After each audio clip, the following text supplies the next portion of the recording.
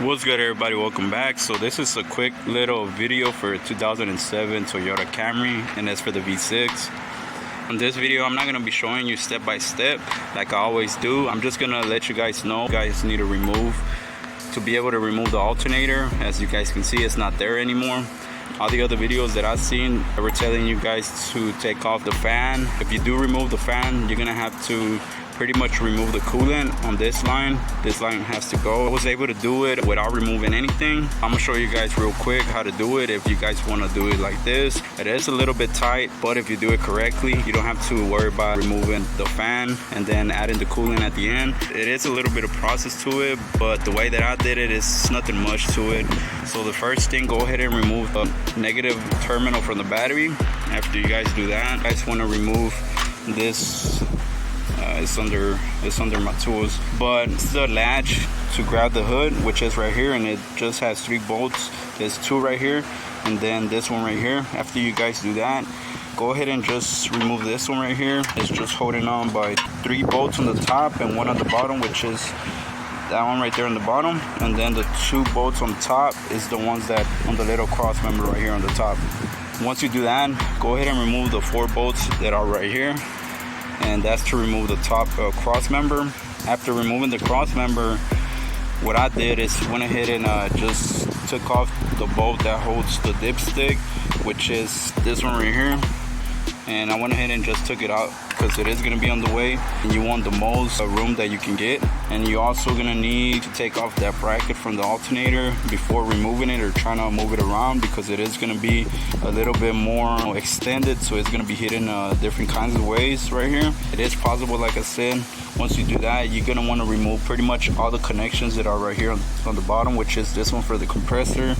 Pretty much every connection that is connected to this wire right here, and just put it to the side just like I did. I put a zip tie right here just to hold it, so I won't be holding a lot of stuff. And I also removed this coil because I couldn't remove it from this connection. I guess they used glue or something, I don't know, but I went ahead and removed that. You don't have to remove any of this. I did it. You don't have to. Go ahead and remove these connections just so you can be able to extend it this way, and that's about it. You also need to remove the belt. For the alternator, it just has 2 bolts, which is this one right here and 1 on the bottom. Once you remove everything, what I want to do is go ahead and take this line off just so you can be able to move it more this way towards the bumper. So what I did is go ahead and grab a zip tie right here and just put it around the radiator. Kind of lift up the radiator this way, take it up where it's sitting on the bottom. Same thing on that side. The only place that you gotta pretty much bring it out this way is on the passenger side, where the belt is at, where the alternator is at, of course. Once you lift it up from the bottom, go ahead and push it this way.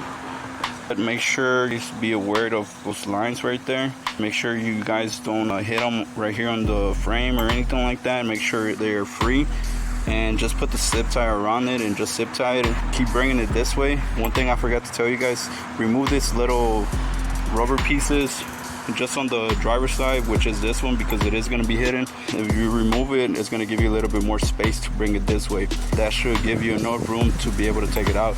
And before I end this video, I am going to show you the position that I put the alternator on to be able to take it out.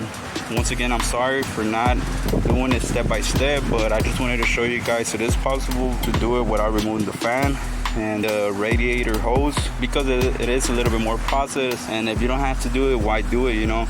Just be real careful whenever you're doing this job. Okay, so this is the way that you guys want to position the alternator, with the connection of the power cable right here, the connection for the connector right here, just like how I did it. And whenever you are putting it, it's probably gonna be kind of hidden right here, so just go ahead and pull it back. You should be able to put it in. It is kind of close, but you shouldn't damage anything, because this right here, you can just twist it this way towards you, and then it's gonna go down. Once again, it's not a step-by-step, but it is telling you guys exactly what I did. I probably missed 1 or 2 little steps. You guys get the point what you got to do. If you guys have any questions, you already know to comment below and I get back to you guys as soon as I can. And if you haven't subscribed, make sure to hit that subscribe button. Make sure to hit that like button and turn on notifications. That's it for this video. Thank you guys for watching, and see you guys in the next video.